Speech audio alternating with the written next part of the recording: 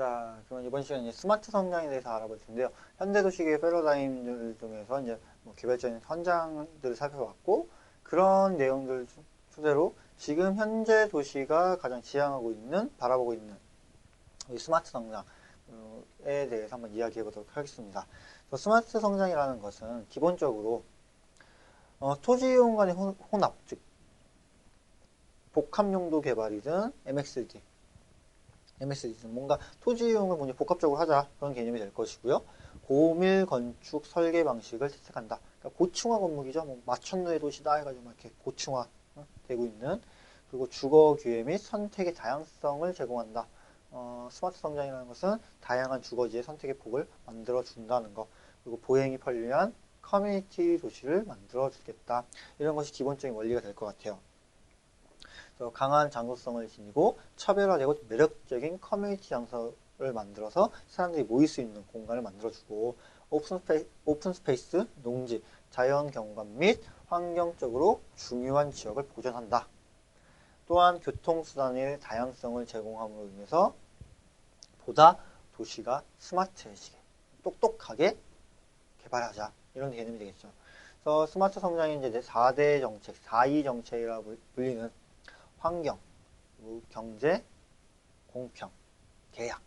그러니까 친환경적이어야 되고, 보다 경제적이어야 되고, 형평성에 입각한 공정성이 있어야 되고, 어떤 계약 체계, 뭔가 철저한 그런 체계 속에서 만들어져야 된다, 이렇게 얘기를 할 수 있어요. 그래서 믹스트 유즈 디벨로먼트에서 복합 개발, 혹은 컴팩트 디벨로먼트, 압축 개발, 이런 것이 스마트 성장의 하나의 개발 방법이겠죠. 직주 근접을 통해서 컴팩트한 디자인을 통해 만들어주고, 고밀화, 그리고 주거와 쇼핑의 혼합 등 이런 것들이 스마트 성장의 하나의 방향성이다. 그래서 현대 도시에서 많이 보일 수 있죠. 주상복합 건물 같은 것들. 그리고 또한 대중교통 체계를 중심으로 한다. 그래서 보행권을 또 만들어주고, 그러니까 환승 체계 를 통해서 사람들이 걸어 다닐 수 있게끔 만들고, 대중교통을 통해서 자동차 위주가 아닌 보다 사람들이 쉽고 편리하게 이동할 수 있는 체계를 만들어준다. 철도, 교통, 버스 등의 대중교통 중심의 복합적인 토지 개발, 토지 이용을 통해서 효율성을 높여주고, 생활권과 보행권을 고려한 네트워크, 스트리트를 설계해서 사람이 다니는 거리를 만들어라. 그러니까 우리가 큰 도로, 간선도로 같은 경우 사람이 없기 때문에 죽은 데드 스페이스라고 그러잖아요. 근데 명동 같은 경우를 보면 사람이 언제나 북적북적 거린단 말이에요. 그러니까 그렇게 사람이 다녀야, 움직여야 활력 있는 공간이고 매력적인 공간이라는 거죠. 그러니까 그런 공간을 만들어 보자. 그리고 지속 가능한 토지 이용 패턴, ESSD를 또 추구하자. 뭐 농지라든지 오픈 스페이스, 그리고 뭐 이런 것들을 적극 활용해서 보다 친환경적이고 보다 지속 가능한 도시 개발을 하자. 이런 전반적인 내용이 다 스마트 성장이다. 그러면 근린지구 프로그램, 보전 프로그램이라는 거 먼저 한번 얘기를 해볼게요. 그러니까 90년대 중반 메릴랜드 주지사인 글렌드링이라는 사람이 이야기했대요. 그러니까 어떻게 도시개발을 해야겠다, 이렇게 도시개발을 하자 라고 제시를 한 거죠. 그 내용을 한번 살펴보면, 자연과 환경에 대해서 아직 개발되지 않은 자연은 보존한다. 그렇죠? 아직 개발되지 않은 환경은 보존하고, 환경오염과 같은 부정적인 효과는 적극적으로 규제한다. 안 좋은 건 규제하고, 예컨대 자동차에 의한 대기오염은 주민들에게 각종 피해를 주기 때문이다. 환경에 대한 그 방향이죠. 개발되지 않은 곳은 개발하지 아니하고 환경의 부정적인 요소는 규제한다는 거. 정부의 지원, 계획된 지역의 개발 사업에 인프라를 지원하고, 계획되어진 공간의 기반 시설은 정부에서 지원하고, 주 정부가 가지고 있는 자원을 동원하여 근린지구 보존책을 강구한다. 그렇죠? 그러니까 공공의 개입을 통해서 그것을 컨트롤할 수 있는 운영비를 마련하자. 자, 부정적인 토지 이용. 부정적인 토지 이용이 가져오는 부정적인 영향을 최소화해야 된다. 흔히 님비시설로 일컫는 쓰레기 매립장 등은 주거지역 등의 토지 용도와 상충되는 지구에 설치하는 경우, 즉 님비시설은 주거지와 같이 들어오면 안 된다. 긍정적 토지 이용, 긍정적인 토지 이용은 최대화시키자. 토지 이용 상호 간에 발생하는 상생 효과, 윈윈 효과를 초래하는 경우로 주거지 안에 학교를 건설해 준다면 그 동네에 사는 아이들이 보다 쉽게 학교에 접근할 수 있겠다. 이렇게 상생 효과를 만들자. 자, 공공시설 비용. 공공에서 지출한 비용은 최소화시키고 공공시설과 서비스를 위한 시설의 건설 비용은 최소화해야 된다. 그러니까 최소화하려면 뭔가 압축도시 개발 개념이 나오게 되겠죠. 사회적 형평성. 사회적 형평성은 극대화돼야 된다. 시민들에게 일터, 쇼핑, 서비스, 레저 등에 대한 접근성은 확보되어야 하고 보다 사람들이 쉽게 갈 수 있어야 되고 주택 역시 근린지구 내에서 구입이 가능해야 된다. 내가 도시 외곽으로 뻗어나가는 것이 아니라 그 타운 이내에서 만들어져야 된다. 사회적, 경제적으로 균등한 혜택이 돌아갈 수 있도록 도시 공간을 만들자. 이와 같은 식으로 한번 얘기를 했어요. 그러니까 스마트 성장이라는 거 다시 한번 보면 환경에 따라서 보존해야 되는 거고 부정적인 효과는 최소화, 긍정적인 효과는 최대화를 시키고 공공시설 비용은 최소화, 사회적 형평성은 최대화 이런 얘기를 하죠. 그래서 이제 2002년에 보다 디테일한 원칙에 의해서 이제 ICMA라는 곳에서 이제 원칙을 제시하고 정책수단 100가지 정도를 얘기를 해요. 그래서 주요 정책수단을 먼저 본다면 근린지구의 보전, 뭔가 좀 더 커다란 커뮤니티 공간에 대해서 얘기를 해주는 거고 혼합적인 토지 이용을 유도한다. 뭔가 복합적인 토지 이용이겠죠. 그리고 보행 중심의 커뮤니티를 구축해서 사람들이 걸어다니면서 어떤 공간을 마련할 수 있어야 되고 다양한 교통체계, 대중교통체계를 만들어주고 그리고 공공집 비용의 최소화 그리고 조밀한 근린지구, 조그만 소규모의 도시개발 규모를 설정하자. 이것이 스마트 성장의 기본적인 원리고 원칙이다. 그래서 디테일을 하나씩 본다면 근린지구의 보전을 위해서 녹지공간, 농업용지, 자연경관 그리고 환경적으로 보존이 필요한 지역을 보존해야 된다. 그러니까 보존이 필요한 곳을 보존하자는 거죠. 도시를 더 이상 확산시키지 않는다. 도시의 외연적인 확산은 방지하고 기존에 개발되지 않은 곳은 그대로 유지시켜서 존치시키자. 개발 제한적 계획은 피하고 개발을 더하는 계획을 피하고 생태계를 고려한 환경 친화적인 계획을 수립해야 된다. 또한 주거지에 인접한 녹지지역은 보존해야 되고 에너지 절약을 위한 설계를 해야 된다. 그러니까 어쨌든 환경에 대해서 건들지 말고 조금 최대한 보존하자는 방향을 제시하고 있는 거고요. 혼합적인 토지 이용을 유도하자. 혼합된 토지 이용을 유도하되 토지 이용의 혼합으로 인한 외부 효과는 최소화시켜야 된다. 또한 토지 이용 간에 부분적으로 상충되는 용도는 피해야 되고 안 좋은 것들, 부정적인 효과는 피해야 되고 서로 좋은 건 근접해야 되고 토지 이용 시 보행자와 차를 분리하는 설계가 돼야 된다. 그러니까 안전을 위해서 해당 지구로부터 약 3에서 5마일 이내에 주거와 직장이 균형 있게 공급돼야 된다. 그러니까 직주 근접이 돼야 된다. 너무 멀어지면 사회적 기용이 발생하기 때문에 주거지에 직주 근접을 만들어줘야 된다. 자, 보행 중심의 커뮤니티를 구축하자. 사람들이 걸어 다닐 수 있는 공간을 만들어주는데 보행 중심의 네트워크를 만들든가 자전거 도로를 만들어서 네트워크를 형성해주자. 또한 다양한 대중교통 서비스를 활용해서 지구 내에 알맞는 대중교통 서비스를 제공해라. 그 동네가 뭐 경전철이 필요하다면 경전철이 들어가야 되는 거고 지선버스 혹은 간선버스 혹은 광역버스 혹은 마을버스와 같은 식으로 위계를 지어서 대중교통을 서비스해라.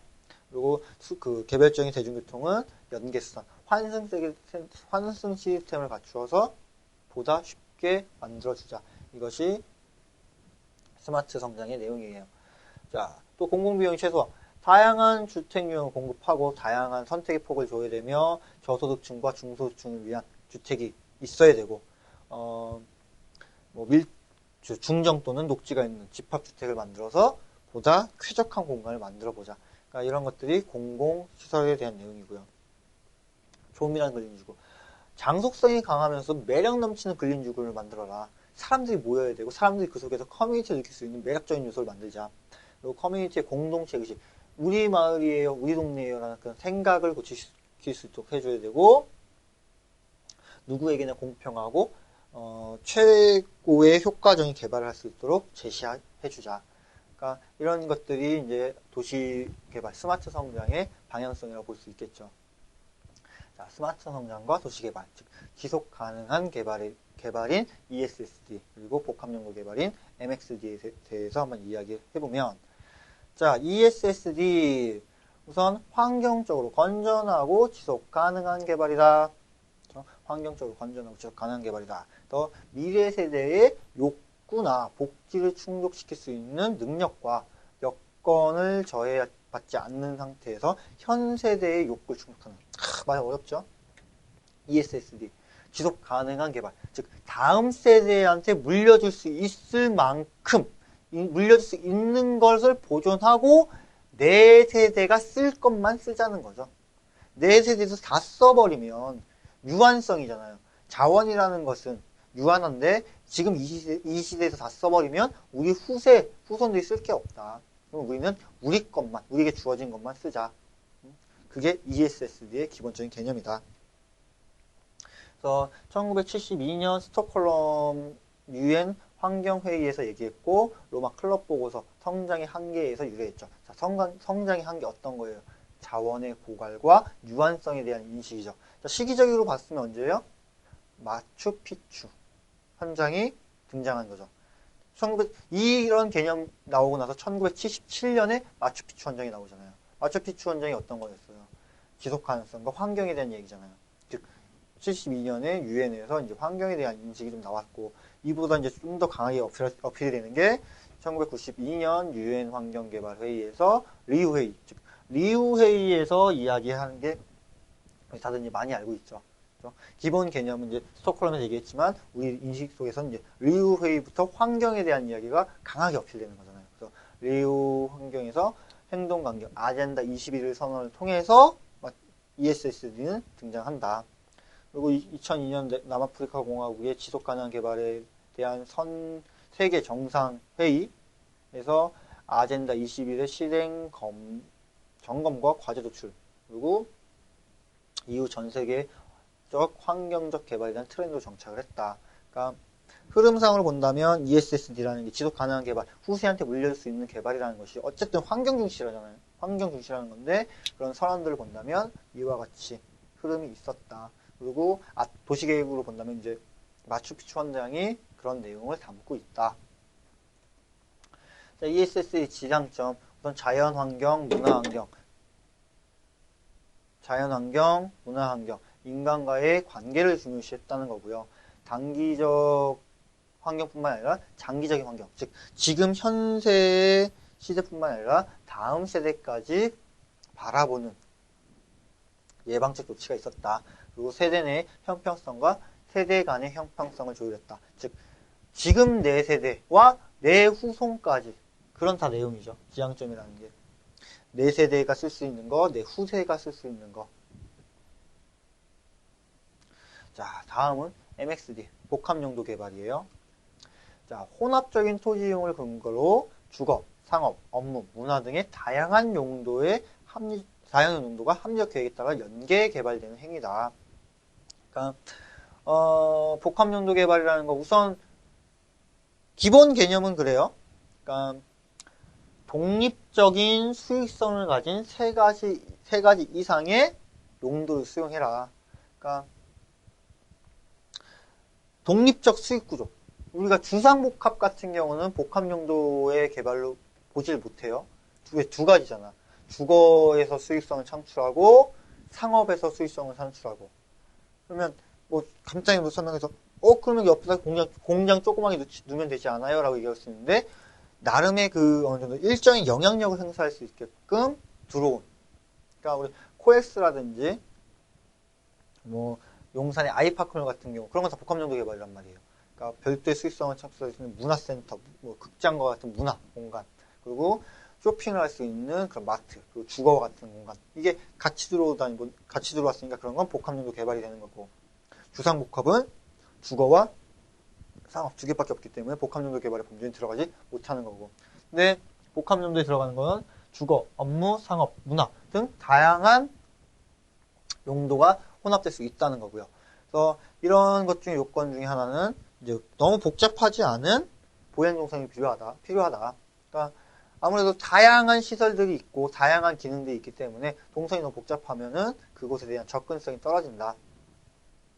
그래서 뭐 이런 복합용도 개발 같은 경우는 동선 체계에도 많이 영향을 미치죠. 어떻게 사람들이 동선을 연결해서 어디로 이어질 것인가.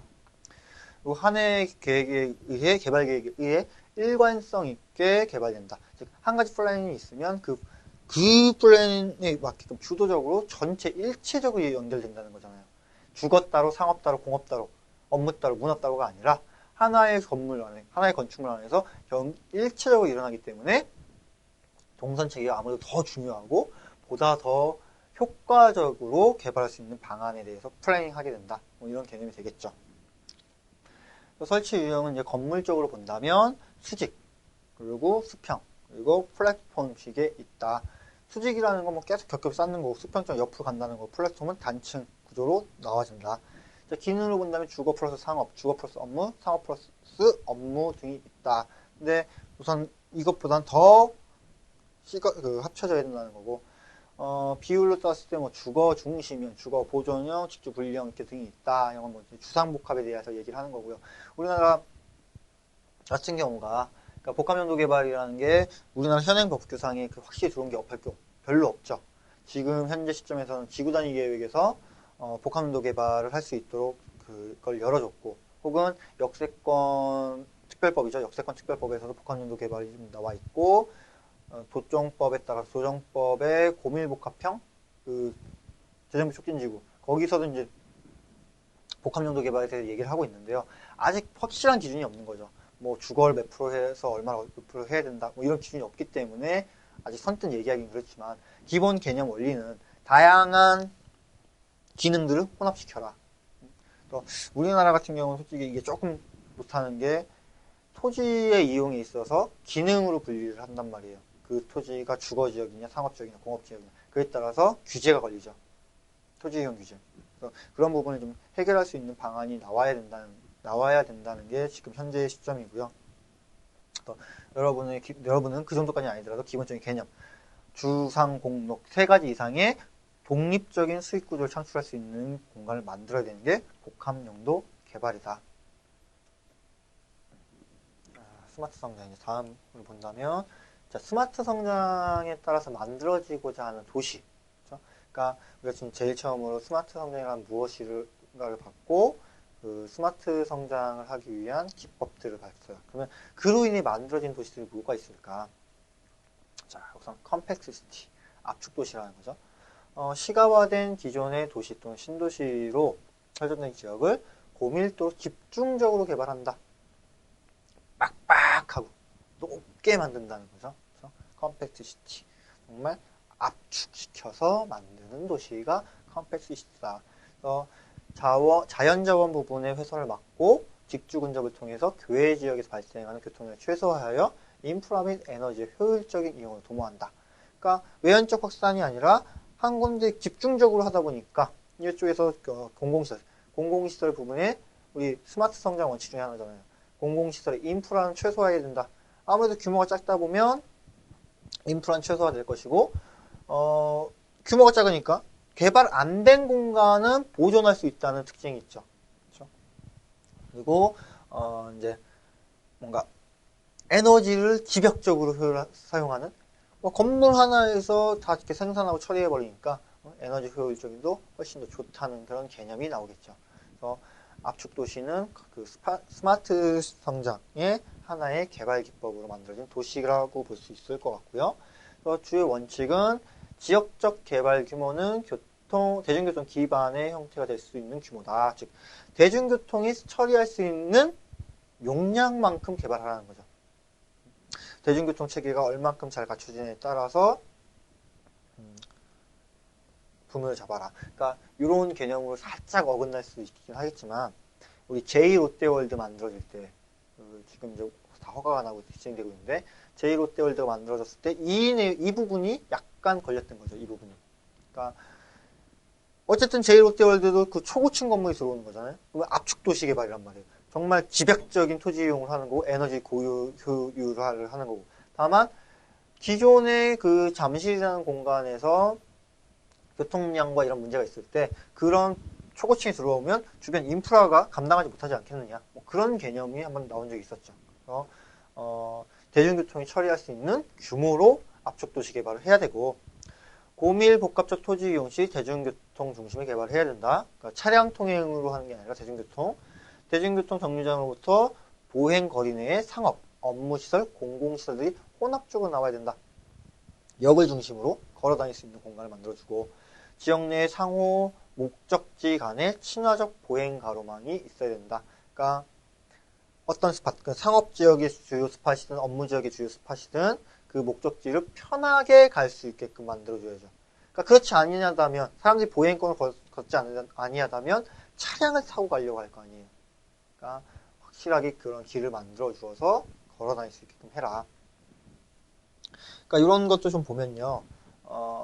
이제 여러분이 설계고 도시 기사시험도 기사시험이겠지만 이런 설계 분야로 본다면 우리 종로를 한번 생각해 볼 필요도 있어요. 그러니까 서울 종로라는 공간과 종로 바로 근접해서 명동이라는 공간이 있고, 그렇죠? 그 사이에 청계천이 흐르면서 이제 종로 5가의 광장시장이나 좀 더 내려가면 이제 동대문 시장까지 나오죠. 그러니까 그 일대가 어떻게 보면 하나의 권역에서 이어질 수 있는 규모예요. 뭐 인사동도 있고. 그런데 사람들의 인식 속에서는 명동은 명동이고 종로는 종로고 인사동은 인사동이죠. 웬만해서 그것을 하나로 일체적으로 보진 않잖아요. 왜? 거리가 제대로 확보되지 않았죠. 그러니까 보행자 전용 도로가 뭐 제대로 깔려 있는 것도 아니고 그냥 도로변에 보도로 그냥 연결되다 보니까 지하철, 대중교통으로만 연결이 되고 지하로만 다니죠. 그러니까 순간 이런 얘기 하는 게 과거 한 꽤 된 것 같아요. 대구 시내의 그 동성로부터 대구를 한번 찾아가 보시면 대구의 그 가장 메인 번화가인 동성로와 쭉 그 길을 따라가다 이제 양령시장까지 이어지거든요. 그러면 정말 가장 번화한 상업지역과 그 가장 고층화되어 있는 업무지역과 바로 옆에 그런 양령시장, 재래시장과 거기에 또 과거 그 올해 근대 시대부터 왔던 건축물들이 같이 있어요. 근데 그곳을 다 도보권으로 걸어간다는 거죠. 그러니까 어떠한 시설들이 이어짐에 있어서 보행권이라는 건 상당히 중요하다는 거. 그리고 그것을 걸어갈 수 있게끔 만들어주는 길도 상당히 필요하다는 거. 그런 개념들 좀 생각을 해두시면 좋을 것 같고요. 생태적으로 민감지역, 수변지역 등 녹색 공간을 보존하자. 그렇죠? 건축 배치에서도 주택 유형, 밀도, 가격 등의 혼합적인 배치가 필요할 것이고 공공공간을 근린생활 중심지로 배치하여 주민활동의 주요 초점으로 쓴다. 즉 공공시설, 커뮤니티 시설, 뭔가 주민자치센터 등 동사무소 등 이와 같은 시설, 공공시설을 그 주거지의 중심에 배치해서 사람들이 직접적으로 이용할 수 있도록 만들자. 그리고 대중교통은 회랑에 따라서 점진개발과 재개발을 도모한다. 그러니까 길가에 따라서 점진적인 개발을 하고 쇠퇴된 곳은 재개발을 통해서 활성화시키자. TOD의 개발 기법은 대중교통을 중심으로 한 TOD 개발 기법을 도입해서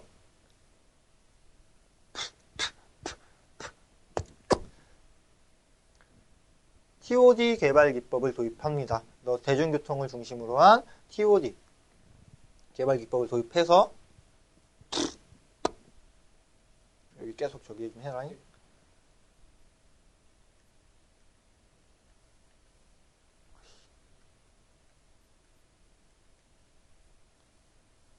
자, 이와 함께 TOD 개발 기법과 함께 연동을 한다는 거죠. 우선 압축 개발, 집약적인 개발을 하지만 여기에도 대중교통 체계가 들어와야 되고 그렇다면은 대중교통 중심으로 한 TOD를 적용시키자. 그래서 복합적인 토지 이용과 직주 근접을 실현할 수 있는 도시를 만들자.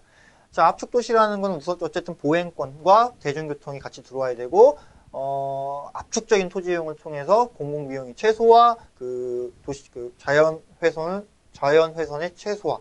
그러니까 부정적 토지 이용을 줄이고 긍정적 토지 이용, 직주 근접이라는 것 그런 걸 극대화시키고 공공 서비스 분야의 비용 문제는 감소화시키는 뭐 이런 개념이 압축도시다. 압축도시다. 자, 이와 함께 TOD 개발 기법과 함께 연동을 한다는 거죠. 우선 압축 개발, 집약적인 개발을 하지만 여기에도 대중교통 체계가 들어와야 되고 그렇다면은 대중교통 중심으로 한 TOD를 적용시키자. 그래서 복합적인 토지 이용과 직주 근접을 실현할 수 있는 도시를 만들자. 자, 압축도시라는 건 우선 어쨌든 보행권과 대중교통이 같이 들어와야 되고 압축적인 토지 이용을 통해서 공공 비용이 최소화, 그 자연 훼손의 최소화. 그러니까 부정적 토지 이용을 줄이고 긍정적 토지 이용, 직주 근접이라는 것 그런 걸 극대화시키고 공공 서비스 분야의 비용 문제는 감소화시키는 뭐 이런 개념이 압축도시다. 압축도시다. 자, 다음은 친환경 생태도시, 즉 에코시티에 대해서 한번 보죠. 자, 에코시티라는 건 환경적 자원 조건과 함께 사회 경제적인 요소와 공동체적 요소까지 다양하게 바라본 지속 가능한 개발의 한 종류다. 그러니까 환경과 자연과 사회적인 요소, 뭐 공동체적인 요소까지 다 함께 바라보자. 그래서 수계 및 자연자원 훼손을 방지하고 이를 도시의 매력적인 요소로 만들어주자. 즉 생태도시라는 것은 어떠한 하나의 그런 생태적인 공간을 활성화시켜서 그걸 기점으로 도시를 만들자. 우리 그 순천만인가요? 갯벌 있는 그런 것도 어떻게 보면 에코시티 중에 하나겠죠. 자연자원을 활용해서 도시를 만드는 그러니까 최소한의 그런 개발 공간, 그런 자연을 보존하면서 후세에 밀려줄 수 있는. 그러니까 우리 순천만 같은 경우가 어쨌든 간에 그 공간을 보존시켜서 앞으로 후세에 밀려주자는 거잖아요. 그러니까 이런 개념이 친환경 에코시티의 기본적인 개념이 되겠다. 그래서 도시 내 친수환경 조성 및 녹지 네트워크를 구성해라. 기존의 이제 도시환경 내에서 친수 공간이 있다면, 그러니까 어떻게 본다면 우리 청계천 개발 같은 경우도 기존에 있던 수로를 복원시키면서 나오게 된 거죠. 조금은 맥락적으로 안 맞을 수 있어요. 그러니까 뭔가 좀 인위적인 공간이 되긴 했지만, 또 기본 개념으로는 기존에 있는 물길을 살려 쓴 거고, 저리 주민 유수지 등에 인접하는 생태습지공원을 조성해라. 그리고 도시 전체를 순환하는 녹색교통망과 보행교통 및 자전거 이용을 적극적으로 연계시켜서 접근성의 개선 방향을 마련해라. 그러니까 전체 네트워크 하는 거는 뻔한 얘기고 요즘 녹지 및 오픈 스페이스 계획을 통해서 비오톱과 자연 녹지를 연결하는 단지 내 인공 녹지를 조성해라. 자, 비오톱 생물학적 요소가 상당히 중요한 그런 웅덩이 같은 공간일 텐데 그런 곳을 연결할 수 있는 네트워크 체계를 마련해 주자. 이것이 에코시티의 개념이다. 자, 이 에코시티가 좀 더 확대된다면 이제 녹색도시 개념까지 이제 등장하겠네요. 자, 녹색도시란 압축형 도시공간, 복합적인 도시 이용, 대중교통 중심의 교통체계, 신재생 에너지 활동 및 물적 자원, 순환구조, 탄소 흡수원 등의 확충 등을 통해서 환경 오염과 탄소 배출을 최소화하는 녹색 성장 요소들을 갖춘 도시다. 자, 녹색 성장 도시. 녹색 도시. 지금 이제 최근에 우리나라에서 얘기하고 있는 도시 개발의 방향이죠. 그러면 지금 보면 압축형 도시 공간 구조, 압축 컴팩스 시티에 대한 내용이 될 거고, 복합적인 토지 이용, MXD에 대한 내용이 될 거고, 대중교통, TOD에 대한 개념이죠. 거기에 신재생 에너지, 뭔가 마가리드 쪽에서 얘기했던 그런 개념들, 에코시티에서 얘기했던 개념들, 탄소 흡수원의 허축, 그러니까 카본 제로 시티 등과 같은 이런 걸 복합적으로 얘기하고 있는 게 녹색 성장 도시다. 도시개발 사업 시 이제 교통, 환경 등 녹색 기반 요소가 사업의 초기부터 통합적으로 반영되면서 관리되는 플랜을 짜서 이제 녹색 분야에 대해서 이제 관리 운영이 돼야 된다는 거고요.